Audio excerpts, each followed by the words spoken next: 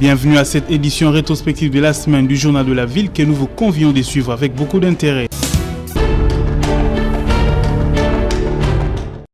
La 10e réunion du Conseil des ministres s'est tenue ce vendredi 2 juillet en mode visioconférence sous la présidence du Premier ministre chef du gouvernement Jean-Michel Sama-Lukonde.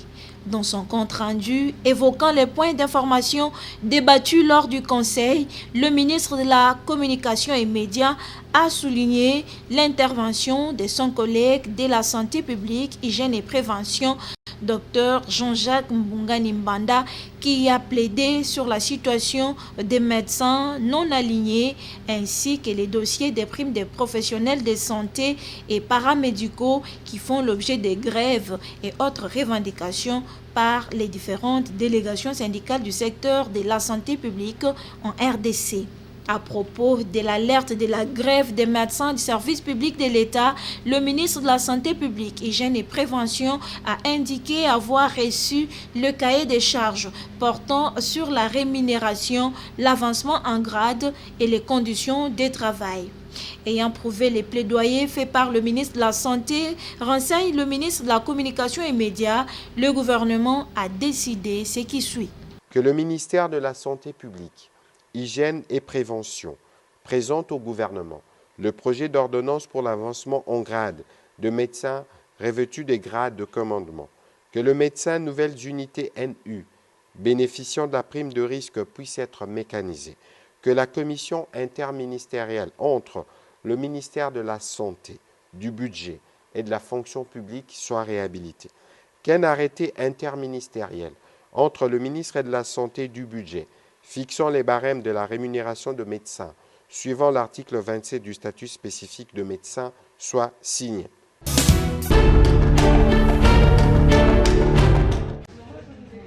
L'Union des femmes du Kasaï, l'UFEC, conduite par sa présidente Innocente Bakanseka, était ce samedi 3 juillet 2021 à la mutuelle financière des femmes africaines, MIFA, pour officialiser son adhésion. Sur place, à la MIFA, l'Union des femmes du Kasaï était bien reçue par la présidente du conseil d'administration de la Fédération Network MIFA RDC et C dans le respect strict des mesures barrières à la COVID-19. Après un moment d'échange et des amples explications sur les modalités d'adhésion et les fonctionnements de la MIFA, les femmes kasaïennes convaincues ont procédé au premier versement de leur compte dans la MIFA, une mutuelle créée pour restaurer la dignité de la femme africaine et la rendre économiquement autonome et socialement responsable. L'Union des femmes du Kasaï donne la motivation de son adhésion officielle aujourd'hui dans la MIFA. Nous sommes une union des femmes du Kasaï, une association venue pour officialiser notre adhésion à la mutuelle financière des femmes africaines et aussi procéder au versement de nos premières mises pour l'ouverture de notre compte de l'unité propre que nous avons dénommée MIFA du Centre. Une initiative saluée par la présidente du conseil d'administration de la Fédération Network MIFA RDC, Espérance Belaou. Je suis très fière de recevoir mes sœurs de l'espace kassaïen qui sont regroupées au sein de l'UFEC, qui sont venues accompagner cette vision MIFA dans l'espace kassaïen pour apporter le plus loin que possible l'installation de MIFA et des MC2. Cette adhésion à la MIFA de l'Union des femmes du Kasaï réjouit les directeurs du cabinet adjoint du ministre du Genre, Famille et Enfants, Esther Kamwanya. L'autonomisation économique des femmes fait partie d'un des piliers de notre programme. Donc c'est vraiment notre champ de bataille parce que nous voulons que les femmes soient autonomes. Et nous allons accompagner cette mutuelle pour qu'elle aille dans toutes les provinces. En s'intégrant dans la MIFA, l'Union des femmes du Kasaï, l'UFEC, veut promouvoir les activités de ses membres afin qu'elles deviennent autonomes.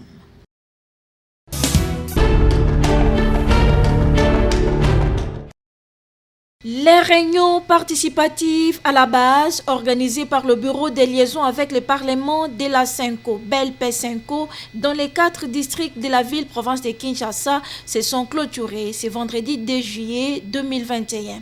Durant 2 semaines environ, le BELPE Senko, en collaboration avec la cellule parlementaire provinciale de Kinshasa, était dans les districts de la Lukunga, Funa, Moamba et dans la Tchango pour mettre en interaction la population et ses honorables députés élus. Au cours de ces contacts directs, plusieurs préoccupations et difficultés ont été soumises aux députés par la base. Par exemple ici à Tchango, précisément à Mampou, plateau de Bateke à 140 km de la ville de Kinshasa, et à Maluku Centre où le BELPE Senko a organisé cette rencontre, la base était face à l'honorable député provincial Marie-Kate Moutinga à qui elle a soumis toutes ses préoccupations. Tout d'abord, Bananabiso, Bazo Tanga Mabe, nous avons plus de 100 orphelins démunis. Maï, Passe, tout le Katabaye Kocheli Biso ba forage. Nabali bongo ba tracasserie, les kebele. Nous avons besoin de des sociétés zalaga mineno sociétaires na siforko pour diminuer le chômage. Maluku ils allaient vraiment ko vibrer tant sociétaire à la qui 5000 emplois. Mais les loyo to yakulu nezali kolo pourquoi la société tout est par terre. D'une oreille attentive, l'élu provincial promet d'amener le cahier de charges de la base à l'Assemblée provinciale. Et Catherine Tchobachama, membre de la commission justice et paix de la Senko. Nos objectifs est de joindre toute la population, toute la périphérie. Qu'ils sachent que quand on a un député, c'est pour qu'il y ait la redevabilité, parce que nous l'avons élu pour amener nos problèmes acquis de droit à l'Assemblée nationale, à l'Assemblée provinciale, et revenir chez nous pour nous dire ce qu'il a pu traiter. Rappelons que c'est dans le cadre du projet de mobilisation communautaire pour exiger la redevabilité des élus nationaux et provinciaux envers leur base dans la ville-province de Kinshasa et dans la province du Kwango que ces réunions ont été organisées par le BELPE Senko, projet financé par National Endowment for Democracy, NED.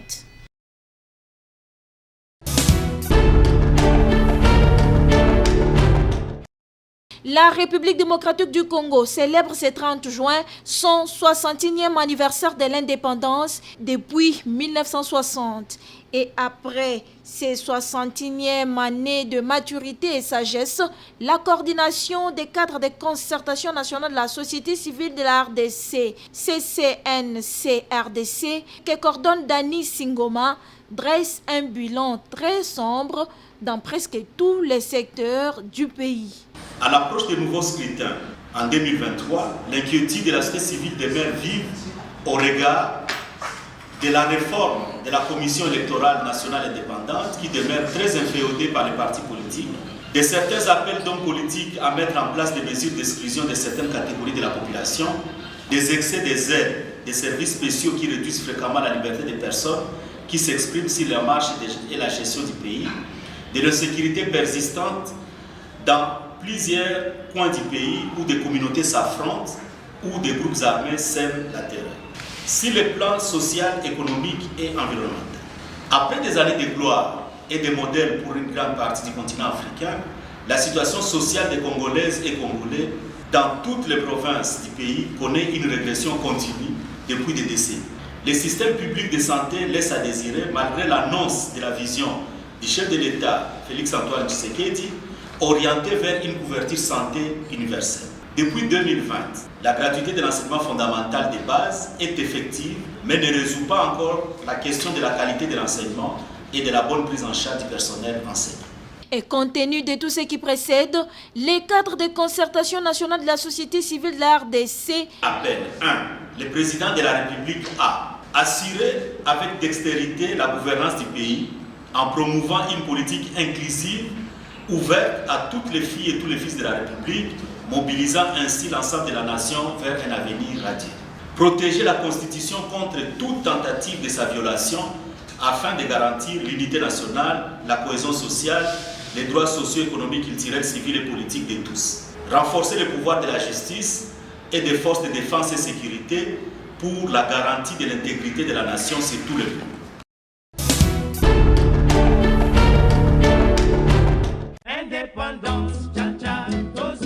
61 ans après l'indépendance de la République démocratique du Congo, l'honorable Jean-Marie Tantoumé, doyen de la société civile, interpelle les dirigeants congolais à prendre conscience de la régression du pays dans tous les secteurs. Nous voudrions interpeller les dirigeants de notre pays, 61 ans après le départ du colon, à bien vouloir prendre conscience du fait qu'il est regrettable que dans tous les secteurs, nous puissions connaître une régression. Les avenues laissées par les colons sont enterrées. L'éducation, le transport, la santé, c'est de la régression. On dirait que les colons se préoccupent plus du social du Congolais que son propre frère qui l'a remplacé. Les Congolais normal mangent une fois les 2 jours et parfois même pas, au point que toutes les activités de réflexion n'ont plus de candidats parce que l'intellectuel, l'instruit, prend tout ce temps à chercher à manger. Le besoin élémentaire a pris le dessus sur l'essentiel. Nous avons cru qu'après la CNS, nous allions redémarrer sur de nouvelles bases. Mais hélas, cette situation a même poussé le promoteur du bac de lancer une campagne de l'éthique, bonne manière et respect des engagements à Kinshasa. Afin de redonner force à la jeunesse, afin d'interpeller les adultes, parce que tout ce dont nous souffrons est une crise morale. C'est le manque d'éthique, le manque d'esprit d'homme d'État qui font que aujourd'hui, tout le monde est dans la misère. Mais qu'à cela ne tienne, Jean-Marie Tantoumé souhaite bonne célébration de l'indépendance de la RDC à tous les Congolais. Bonne célébration du 61e anniversaire, bonne commémoration. Il n'y a pas de fête. Parler de fête, ce serait se moquer du citoyen congolais, du peuple congolais.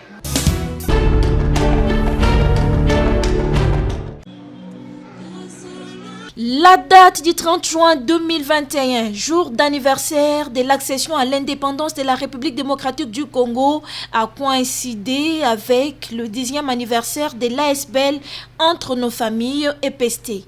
Et pour commémorer ces 10 ans d'existence, entre nos familles EPST ASBL a organisé une fête au complexe scolaire Kimbuta, et c'est dans le respect strict des mesures barrières à la COVID-19. Les inspecteurs, les directeurs provinciaux de l'EPST Kinfuna, Robert Ilunga, et les enseignants ont pris part à cet anniversaire qui a connu également la présence du vice-ministre de la Défense et ancien combattant Séraphine Kilubu, membre d'honneur. Après les mots de bienvenue de l'organisation, est venu les moments d'échange et des amples explications sur la création d'entre nos familles EPST par le président de cette association. Puis est venu également les moments d'échange des cadeaux par les membres à travers un tirage au sort organisé en toute transparence, et la fête s'est poursuivie. Jude Nkaka, président de l'ASBL entre nos familles EPST ASBL, revient sur le bien-être de cette association. Entre nos familles, c'est cet ASBL qui fait à ce que l'enseignant qui est dans son secteur puisse entreprendre les actions d'autoprise en charge, afin qu'à la fin de chaque année ou pendant l'année, ces besoins soient pris en charge par le membre. Et là, je vous informe que dans notre association, chaque membre cotise avec un montant de 20 000 francs congolais. Et qu'avec cet argent, nous parvenons à prendre en charge, tant soit peu, nos membres avec les actions sanitaires, avec aussi le besoin social. Content de se retrouver ici, les membres s'expriment. L'association nous aide. Si j'ai des difficultés financières, je fais un recours à l'association, me donne des bons pour et je rembourse avec un faible pourcentage. Tout est bien qui finit bien. C'est par un repas que cette fête a été sanctionnée, et c'est dans une ambiance bon enfant.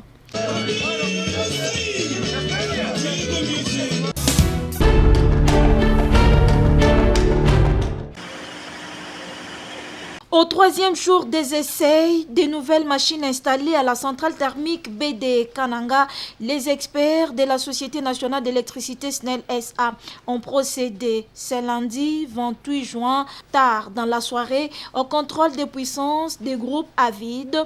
Ils ont vérifié la synchronisation des machines au démarrage, testé leur puissance et cela avant de procéder à des simulations de pannes pour juger le comportement de chaque groupe.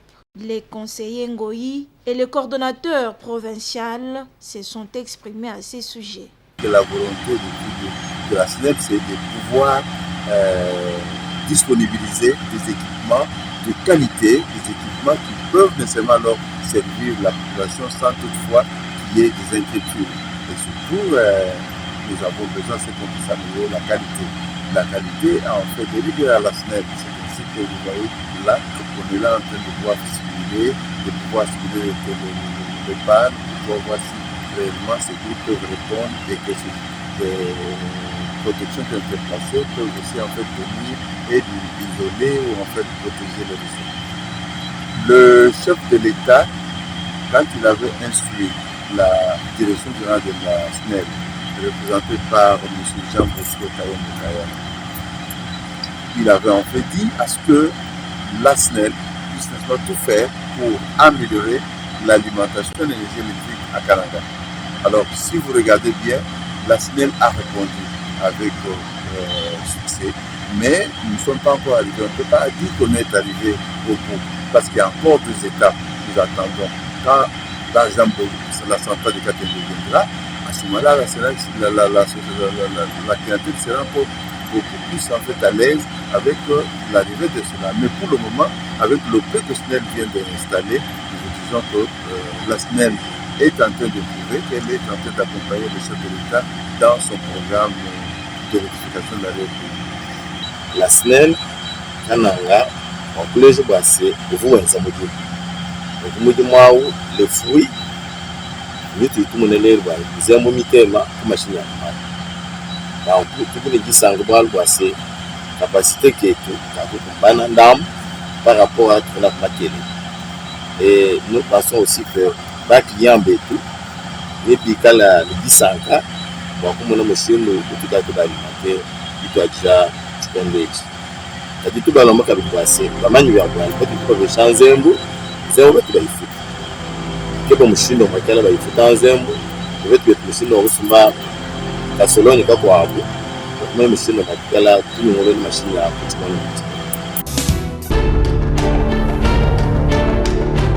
Ils se sont réunis tous. Après les 9 années passées à la tête de l'As Vita Club Association comme entraîneur principal, Jean-Florent Ibengi a rendu les tabliers officiellement le 30 juin 2021. Dès son passage au sein de ces clubs, le coach Android a offert des titres au niveau national et a raté 2 finales dans les compétitions africaines. Le Véclubien lui souhaite toutes les bonnes chances pour son avenir. Bon, attaque Véclubien, supporter congolais aussi. Et bon, à ça, déjà parcours naé et Kokinango pendant 10 ans. À Kenogolokapé ailleurs, à Mekako développer intelligence. Il y a bonne chance que tu as accueilli. Aza déjà meilleur coach à l'Axabiso, ba capacité naie, en tout cas na bois qu'il est ba flair. À Salita naie na vita et Simbi. Bonne chance naïvement. Certains lui félicitent d'avoir tout donné au club vert et noir et ils ne sont pas surpris de sa décision car il aurait dû partir très tôt parce que l'administration du V-Club n'était pas au point. Alors à ça, il fallait prendre un salon banaka, malgré tout salon en mort état, mais félicitations à moi qui non, à l'OP sa Coupe d'Afrique, évolution bien administration bien peine à vite, exact, pour ça deuxième fois qu'on a Coupe d'Afrique. Ma secrétariat va suspendre vite à yokuta na ligne foot au joueur mort dans cette administration d'équipe à mon envoyé Simbate. D'autres par contre jugent négatif son bilan à la tête du V-Club. Vraiment le bilan OISN avec club en tout cas il a un bilan moro positif quand même puisque à part la coupe à l'ina foot champion d'Afrique a sa bisoté, Ligue des champions a sa té. A raté ce qui 3 finales. En tout cas, pour naïe vraiment tant naïe, je pense qu'il Kokaki. Selon d'autres sources, il serait en pourparlers très avancé avec un club marocain, Renaissance de Berkane.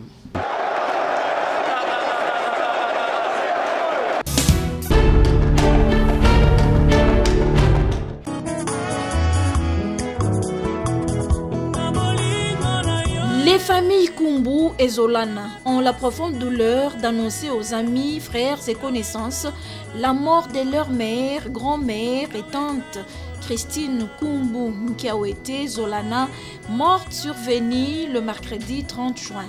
Le programme des obsèques se présente comme suit. Dimanche 4 juillet, veillée mortuaire à la résidence familiale 6 avenue Oasis numéro 1 bar 95 Camp Livoulou, dans la commune de Lemba, de 18h à 21h. Lundi 5 juillet, levée du corps à la morgue de l'hôpital Saint-Joseph de Limité vers 9h et l'enterrement interviendra juste après au cimetière Les Chemins de Paradis à Mitendi. Les obsèques se dérouleront dans le respect strict des mesures barrières à la COVID-19. Ces communiqués tient lieu de faire part.